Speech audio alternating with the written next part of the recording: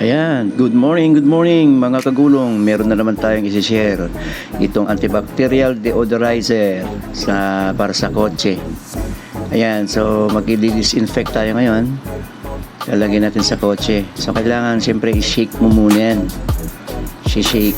Ayan, long press mo. Tapos ayan na. Tapos lakasan mo yung aircon mo para mag-circulate yung hangin. Ayan sa loob. Yan, tapos sarado natin. Yan, tayo natin maubos yun.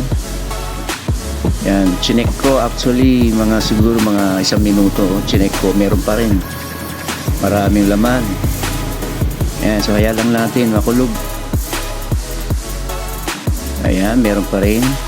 Saka guys, ang flavor nito is magnolia. Sobrang bango.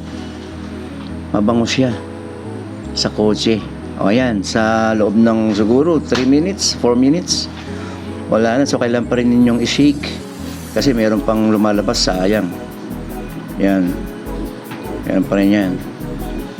Yan, sobrang bango na ng kotse. Disinfect pa.